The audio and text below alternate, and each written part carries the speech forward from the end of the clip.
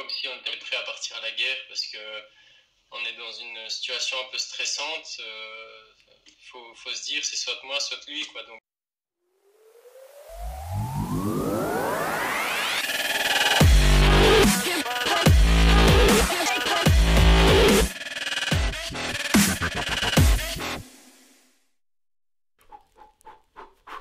Hey, bonjour à tous, j'espère que vous allez bien. Aujourd'hui, on se retrouve pour une nouvelle vidéo YouTube dans laquelle je vais interviewer un sportif belge qui fait de la boxe. Il nous provient de la région liégeoise.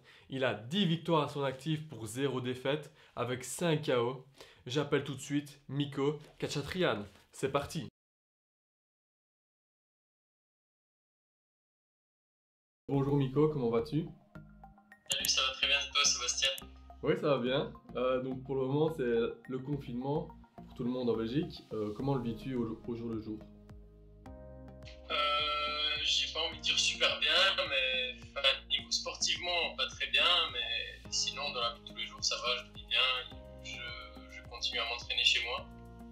Et voilà, j'essaie de m'en sortir, de garder la forme, mais voilà, pour faire des compétitions, faire des entraînements en groupe, c'est pas l'idéal pour mon sport. Ok, donc pour tous ceux qui ne te connaîtraient pas, peux-tu te présenter en quelques mots? Je m'appelle Nico, j'ai 24 ans, je fais de la boxe depuis que je suis tout petit. Et que depuis que j'ai 8 ans, j'ai commencé grâce à mon père. J'ai été motivé par lui, mais jamais forcé, on va dire. Puis voilà, j'ai jamais arrêté jusqu'à maintenant. Je suis actuellement boxeur professionnel. En boxe olympique, j'ai été 6 fois champion de Belgique. Je suis l'un des rares boxeurs amateurs qui a, à mon avis, à mon époque, j'étais le boxeur qui avait le plus de combats en Belgique. Et puis après, j'ai décidé de passer professionnel et de recommencer une autre carrière qu'est la boxe amateur. En fait, faut savoir que la boxe olympique et la boxe professionnelle, c'est comme deux sports différents. Donc voilà. Ok. Actuellement, je suis à 10 combats, 10 victoires chez les professionnels. Ok, parfait. Donc ton sport, c'est bien la boxe anglaise? Oui, c'est ça. Je joue uniquement avec les. Ouais, ok. Donc tu peux m'expliquer en quelques mots à quoi ça consiste Bah, en fait, la boxe anglaise, c'est la boxe de Mike Tyson et de Mohamed Ali que tout le monde connaît. C'est-à-dire que c'est la boxe uniquement avec les poings. On est bien mis sur ses jambes et on travaille uniquement les touches avec ses poings, c'est-à-dire pas en dessous de la ceinture, pas derrière la tête. Et on a juste les coups, le direct, l'hypercut et le crochet. Et après, il faut trouver les solutions avec son jeu de jambes et les déplacements pour essayer de toucher son adversaire. Ok. Et comment se déroule une compétition en boxe anglaise? Alors, il faut voir de quelle boxe on parle. En fait, moi j'ai vécu les deux, donc la boxe amateur, olympique ou professionnelle. Bah les deux, tu peux dire les deux comme ça. La boxe amateur, olympique, c'est un peu style en tournoi, souvent. C'est des durées c'est des 3 rounds de 3 minutes à chaque fois, donc c'est assez court. Donc c'est comme un petit sprint en athlétisme, si on compare à l'athlétisme, c'est un sprint en fait pendant 3 rounds, comme c'est court.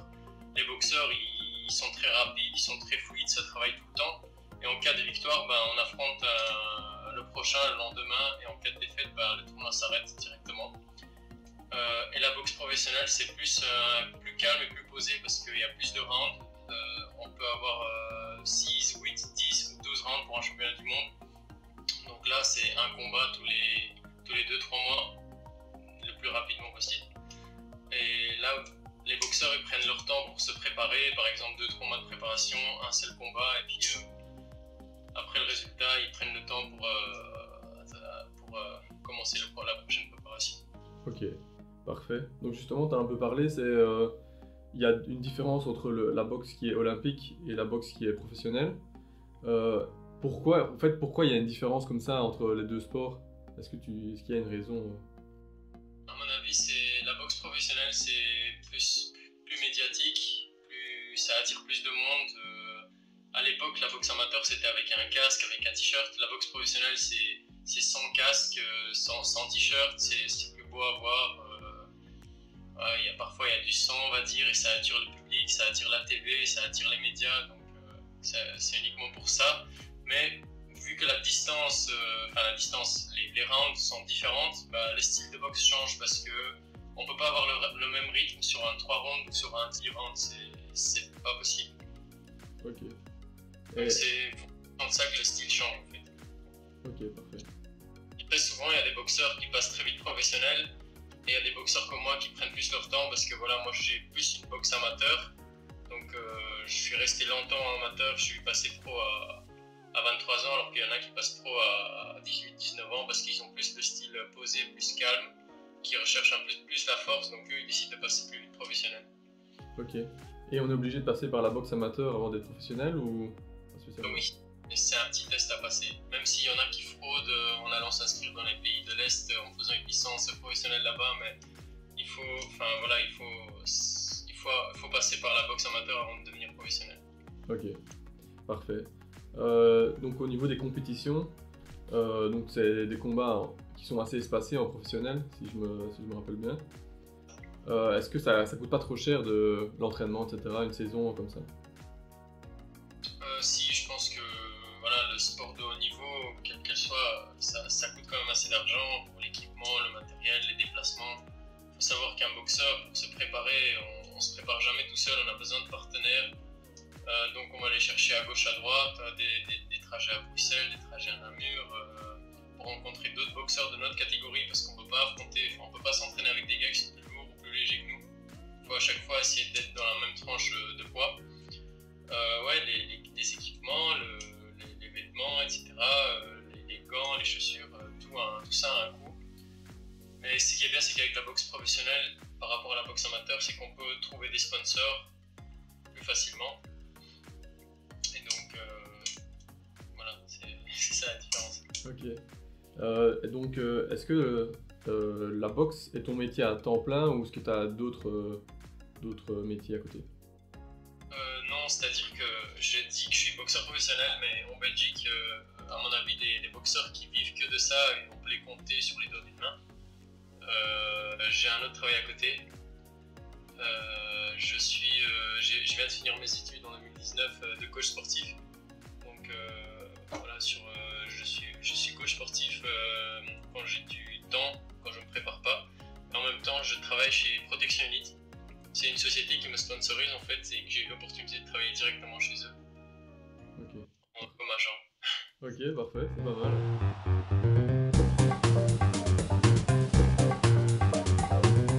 Maintenant passons à la partie numéro 2, donc c'est un petit questionnaire ici sur la boxe.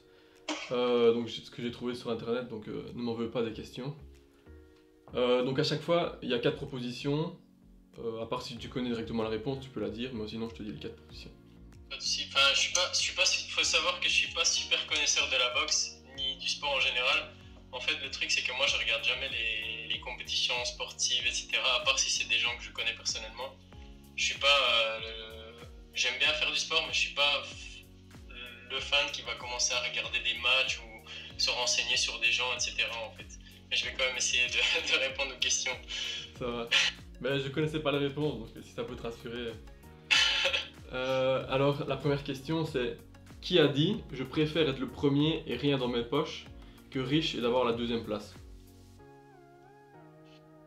Je peux écouter les propositions ou... Ouais, tu peux, pardon. C'est Mike Tyson, Lennox Lewis, Manny Pacquiao ou James Buster Douglas. J'hésite entre Manny et Mike Tyson, mais je crois que c'est Tyson. Ouais, c'est Tyson, c'est la bonne réponse. Alors, encore une autre question avec Mike Tyson. Lequel de ces boxeurs a été mis KO par Mike Tyson en seulement 91 secondes? Je te lis les propositions? Il y en a beaucoup normalement. Yeah, ouais. La première c'est Evander Holyfield. Deuxième c'est Michael Spinks, Trevor Berbick ou Floyd Patterson. C'est Floyd? Non, c'est Michael Spinks. Je ne savais pas ça. Je ne savais pas non plus, non. KO, mais. Ouais. C'est celui qui lui a mordu l'oreille. Mais. Ah oui, j'ai aussi. Je pense qu'il y a la question aussi plus tard. Donc, quelle est la plus ancienne fédération de boxe? Donc c'est là, il y a IBF, WBC, WBA ou WBO. WBA? Ouais, c'est celle-là qui a été créée en 1921. Pour la petite information. La... Pardon? On a un de notre équipe qui est champion WBA, Riyad Meri. Ah ouais. C'est pour ça que j'avais la réponse en fait. Ah oui. On était à ce titre-là en Belgique parce que voilà, c'est la plus ancienne des fédérations. Ok. Et justement, enfin on en parlera après, mais comment ça se passe au niveau des ceintures, je sais pas si c'est comme ça qu'on dit. Ouais. Comment ça se passe? Je veux dire, il y a différents championnats, on choisit ou ça va? Ouais, en fait, comme c'est un sport individuel et qu'il y a beaucoup de boxeurs dans le monde, bah, comme tu viens de citer, il y a 4 fédérations majeures, il y en a même une 5e peut-être qui arrive, et du coup comme ça, bah, il y a des légendes comme Floyd Mayweather par exemple qui vont commencer à rafler toutes les ceintures, et puis il y en a d'autres qui arrivent à en avoir une, et pour ne pas que tout le monde lui saute dessus pour avoir le titre, bah, il y a d'autres fédérations à côté qui... En gros, on a créé plusieurs championnats du monde pour donner accès à plusieurs personnes d'avoir ces titres-là, quoi. Ok. Et par Oui, exemple... dans chaque fédération, tu as un classement mondial pour leur fédération. Et puis, on essaie d'avancer dans les classements. Si par exemple, je suis loin dans le classement IBF, je peux être près dans le classement WBC. Et du coup, essayer d'être premier ou challenger pour le titre WBC. Ok, et comment ça se passe? Est-ce que tout le monde peut défier, entre guillemets, le champion ou... Non, c'est ça qui est compliqué dans la boxe. Si je me sens meilleur que le champion de WBC, je peux jamais lui dire bon, je viens t'affronter. Tout est une question d'organisation. C'est le manager qui doit gérer ça. Il faut avancer dans ses classements. Il faut faire des victoires. Faut pas faire trop de défaites parce qu'une défaite ça peut coûter très cher en boxe. C'est pas comme au tennis ou au foot où chaque semaine on fait un match et qu'on perd, on gagne puis on avance quand même. En boxe, une défaite ça coûte très cher.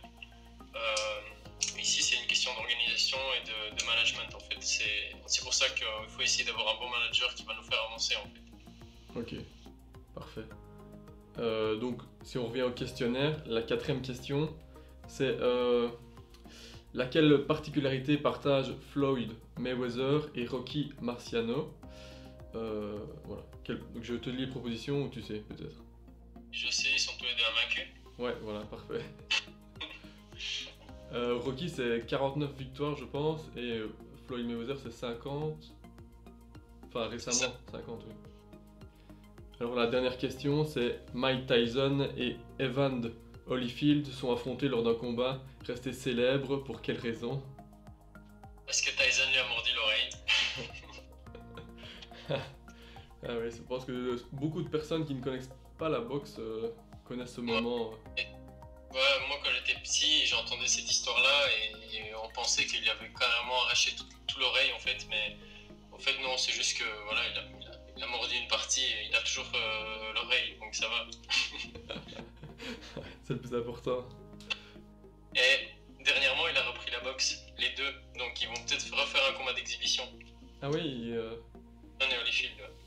ouais, ça va être à mon avis assez médiatisé comme combat. Ah ouais, c'est dans le but de ramasser de l'argent, donc... Ouais, comme souvent les Américains, c'est... Ah bah parfait pour ce questionnaire.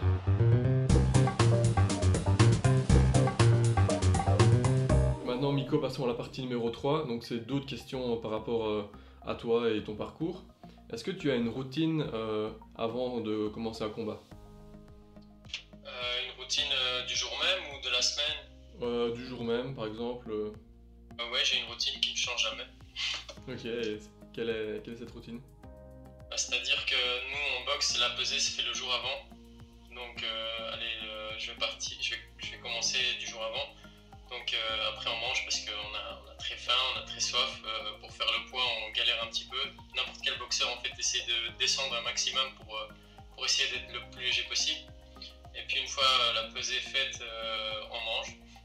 Et puis, on va dormir parce que le jour avant, on a été dormir en ayant très faim. Donc, on va dormir, on se réveille le plus tard possible. Souvent les soirées de boxe se font le soir, donc on essaye de dormir assez longtemps le matin pour être en forme le soir comme il faut. Et puis le matin, un petit déjeuner. Moi personnellement, je sors marcher. Je vais très souvent marcher, prendre l'air avant une compétition le matin, ou même faire une petite séance de réveil, quoi, de réveil sportif. Et puis je rentre chez moi, je prépare mes affaires tranquillement en prenant mon temps avec de la musique. Ok, Puis je me détends jusqu'à prendre la voiture pour aller en compétition. ok, parfait. Est-ce que tu as un rituel genre, je sais pas, un signe où tu passes sous le ring d'une telle manière, je sais pas. Je fais toujours une croix. Ok, Puis je viens d'une famille assez croyante, on va dire. Et voilà, c'est un rituel que j'ai gardé en moi. ok, parfait. Est-ce que tu as déjà un meilleur souvenir dans ta carrière? Le meilleur souvenir, Ouais.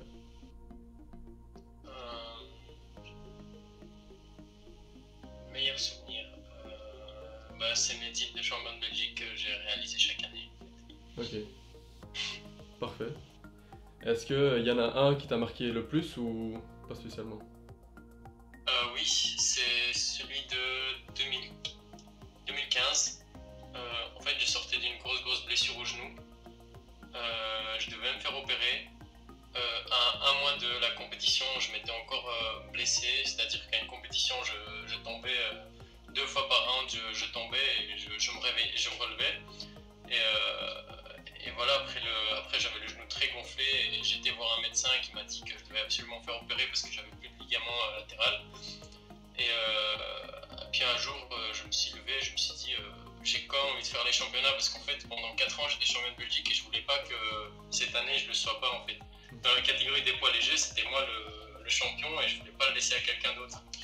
Et du coup, à un mois de la compétition, je ne savais pas marcher, mais j'ai été voir un très bon chirurgien qui m'a quand même aidé, qui m'a donné un conseil. On a trouvé une attelle spécifique qui maintenait la rotule en place. Et du coup, j'ai fait mes combats sans préparation et avec une attelle. Et j'ai quand même gagné le championnat, donc ça c'est un des meilleurs souvenirs, comme quoi quand on veut, on peut, même avec une grosse blessure. Et c'est juste après ces championnats-là que je me suis fait opérer et que ça m'a pris un peu de temps pour revenir, quoi. Ok, parfait. Est-ce qu'à l'inverse, t'as un pire souvenir? Un pire souvenir, c'était le combat où j'ai eu cette blessure-là en fait. Ok. Et je pense que ça t'a privé d'aller la qualification pour les JO si je me trompe pas. Bah oui, vu que l'opération s'est faite en 2015, j'ai pas pu faire les qualifications. Et du coup, c'est en partie pour ça aussi que je suis passé professionnel en fait. Parce que je me suis dit, je vais pas attendre 4 ans, je vais pas rester amateur 4 ans pour essayer de me qualifier au JO de 2020. Je vais passer professionnel et je vais construire ma carrière. En même temps, je vais faire mes études à côté, quoi, ici en Belgique. Parce que la boxe amateur aussi, c'est qu'on voyage beaucoup en fait. On fait des tournois un peu partout dans le monde avec l'équipe belge et du coup ça me prenait beaucoup de temps, c'était impossible de faire des études à côté. Et le fait d'être passé professionnel, on a des combats moins souvent et je reste plus en Belgique donc j'ai pu faire mes études à côté en fait. Ok, parfait. Est-ce que t'as d'autres passions ou hobbies que la boxe? Le sport en général, en fait, j'aime beaucoup la course à pied. Je cours très souvent et j'adore ça en fait. Ok, Les sports collectifs et tout, c'est pas trop mon truc, mais je suis un fan de sport en général, le crossfit, etc. J'aime plus les sports d'endurance et les sports un peu complets. Et la boxe qui reste ma passion depuis tout petit, quoi. ok. Est-ce que t'as autre le sport, est-ce que t'as autre chose, par exemple la lecture ou autre chose, je sais pas? Non, pas spécialement. Je me rends compte que non, j'ai vraiment que ça, c'est pour ça que je me vois mal arrêter ce sport-là. Ok, parfait. Est-ce que t'as une blague comme ça à nous raconter? Alors au niveau des blagues, je suis très mauvais. J'aime bien écouter, j'aime bien les films comiques, etc. Mais je suis pas très fort en humour, donc vaut mieux pas. Ok, parfait. Passons maintenant à la partie numéro 4, c'est le deuxième petit jeu. Donc on a chacun dessiné un carré avec 3 chiffres et 3 lettres, ce qui fait 9 cases. Donc c'est un espèce de toucher-coller remixé. Donc on va chacun dessiner 3 ronds, peu importe dans quelle case, et chacun à notre tour, on va devoir dire une lettre et un chiffre. Si ça tombe bon, on fait rien. Si ça tombe pas bon, la personne qui a décidé, par exemple A1, fera un gage sportif décidé par l'autre à la fin. Ça va? Ok, un gage sportif. Ouais, mais ça. C'est comme tu veux, hein. Si tu veux me faire. Enfin, ça reste cool quoi. Pas de soucis. Ça va, donc tu peux mettre tes 3 rondes si t'as pas encore fait. Gage aussi ou c'est toi qui. Bah, tous les. Pardon? Moi je te donne un gage aussi alors. Ouais, chacun. Moi je fais du sport aussi. Du coup, bah je t'en prie, tu peux commencer. Ben. À 2. A2, c'est pas bon. A1, Donc moi j'ai rien. ok, bah j'aurai un gage aussi, je le note. B2. B2, non plus. C'est pas bon. Du coup, moi je vais dire A2. A2 j'ai quelque chose. Yes. Donc, à toi. C2. C2, c'est bon. Il y a quelque chose. B3. J'ai rien. Je vais dire C3 C3, non, j'ai rien. pour ramasser. Je vais dire. Attends, B1. B1 j'ai quelque chose. Yes. B3. Non, j'ai rien. C1. J'ai rien. A3. A3, oui, j'ai quelque chose. Ah, nickel. Est-ce que c'est C3? Non, j'ai rien. À toi. B1. Non, c'est pas bon. B3? T'avais déjà dit. Ah. C'est pas grave. A1. Ouais, c'est juste. Je mets la clean.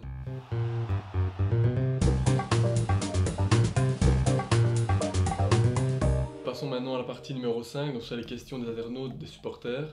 Donc j'ai sondé ma communauté et la tienne, et je vais te lire leurs questions. Dans quel mood es-tu avant un combat?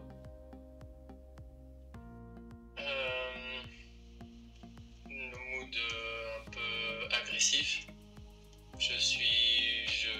Comme si on était prêt à partir à la guerre parce que on est dans une situation un peu stressante. Faut se dire c'est soit moi soit lui quoi. Donc faut pas. Faut y aller sur le ring en se donnant. Donc ouais, je suis un peu agressif et les gens qui sont autour de moi m'ont pas reconnu parce que voilà, je parle pas, je suis déterminé et je suis quelqu'un de très différent avant de monter sur un ring. Donc Ok. c'est un mood spécial, c'est justement ce mood-là que j'aime bien parce que ça fait vivre des sensations un peu spéciales que je peux pas vivre ça ailleurs quoi. Ok. Et il y a une question qui est un peu semblable, c'est quel est ton mood et à quoi tu penses pendant un combat? Pendant le combat. Pendant le combat, directement pendant le combat, il y a un petit changement, c'est-à-dire que l'agressivité ça baisse un peu, je reste très très concentré, lucide et j'essaie de ne pas me faire toucher en fait, je me focalise surtout sur ça. Parce qu'en fait en professionnel les gants sont super petits et au moindre coup qu'on prend ça peut faire un KO direct parce que c'est très douloureux. Donc du coup j'imagine qu'un adversaire il a des couteaux et j'essaie d'éviter tous ces coups parce que ça peut être grave de prendre un coup en fait. Et du coup pour réussir à faire ça il faut rester très calme et pas s'énerver en fait. Ok. Est-ce que tu as une hygiène de vie particulière la semaine qui précède un combat? La semaine qui précède un combat, oui. Oui. On fait tout ce qu'on mange parce qu'il y a la pesée juste avant le combat, donc on peut pas se permettre de manger. Puis même les 2 derniers jours, on peut même pas se permettre de s'hydrater correctement parce que l'eau, ça peut avoir une influence sur la balance sur les derniers jours, quoi. Mhm. Et justement, j'avais une question par rapport à ça. Au niveau de la perte de poids, est-ce que tu suis par exemple un régime précis pendant 2-3 mois ou alors c'est vraiment les 2 dernières semaines où tu fais vraiment fort attention? C'est plutôt le dernier mois pour moi. Ok. Il y a des boxeurs, c'est différent. Il y a des boxeurs qui sont plus à l'aise, des boxeurs qui commencent beaucoup plus tôt. Mais commencer très tôt, c'est pas l'idéal parce que le but c'est pas de perdre sa masse musculaire en fait. Donc si on fait un bon régime 3 mois avant, on perd le poids et on est au poids facilement. Mais le gars qui va venir en face à nous, qui a fait régime juste une semaine avant, il aura un plus gros gabarit que nous. Donc c'est pour ça que parfois c'est choquant entre deux gars qui ont le même poids mais qui ont un gabarit différent. Ok. Et justement, comment vous faites pour perdre autant de poids en si peu de temps? Est-ce qu'il y a des techniques? C'est la perte d'eau en fait. Il y en a qui appellent ça le cutting. Certains le font, moi je le fais plus parce que c'est relativement épuisant. Ils font genre le jour avant, ils s'entraînent avec un training de sudation, donc ils perdent beaucoup d'eau. Ils boivent pas assez après, ils font même un bain chaud et puis ils s'entourent dans des draps pour perdre un maximum d'eau et en 2-3 heures ils auront perdu 3-4 kilos. Pour un poids léger c'est énorme. Ouais, ok. Et donc la dernière question c'est, est-ce que le confinement aurait été bénéfique ou à l'inverse aurait été un stop dans ta saison? Un gros stop. Ok. Comme je disais, j'étais en super forme, je voulais tout enchaîner et voilà, c'est le fait qu'il y a eu le confinement, on s'arrête de s'entraîner comme il faut. Et du coup, quand la saison va reprendre, il faut reprendre sa préparation avant d'entamer un combat. Alors que là, après mes combats, je n'arrêtais pas mes entraînements, je prenais pas des vacances ni rien pour justement enchaîner. Et du coup, comme on a eu le confinement, je me suis arrêté de force, quoi. Ok. Ok, parfait. J'espère que tu as répondu à toutes les questions, enfin en tout cas celles que je t'ai posées des internautes. Si jamais vous avez d'autres questions, n'hésitez pas à le mettre en commentaire de la vidéo. Je suppose que Miko y répondra avec plaisir.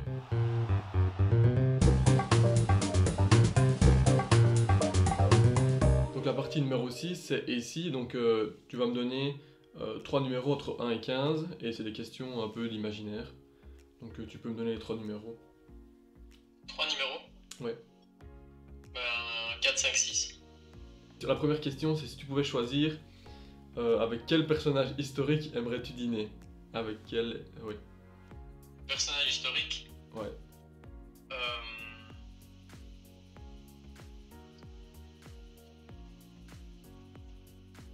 Je sais pas pourquoi, mais je choisis Che Guevara. Che Guevara pour... J'ai fait un petit stage à Cuba, donc ce personnage-là m'a un peu inspiré avec les films et mon voyage à Cuba, donc pourquoi pas. Ok. Il doit sûrement avoir beaucoup de choses à raconter. La question suivante, c'est si tu gagnais au loto, quelle est la première chose que tu achèterais?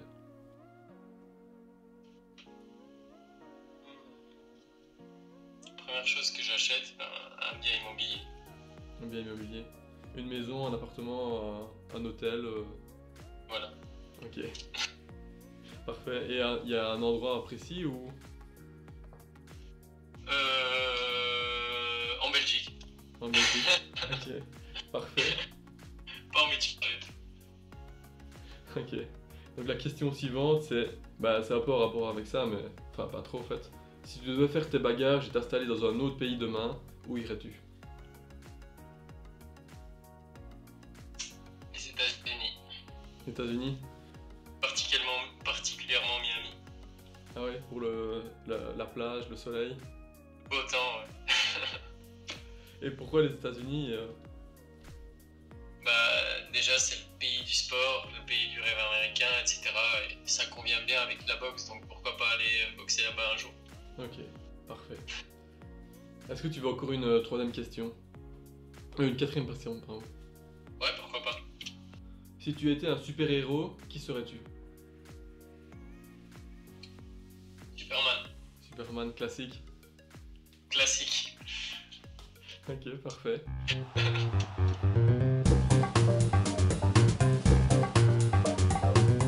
Passons maintenant à la partie numéro 7, c'est des questions courtes et tu dois me répondre en quelques mots. Ok, donc quelle est la première chose que tu fais le matin? Je regarde mon téléphone. Les réseaux sociaux directs. Ok, quel est le dernier film ou la dernière série que tu as regardé? Dernière série, c'est Narcos Mexico. Ok. Quel est ton plat préféré?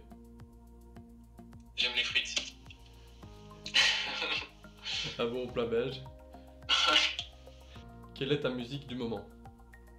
Le rap américain, Travis Scott. Ok, parfait. Et c'est quelle chanson de Travis?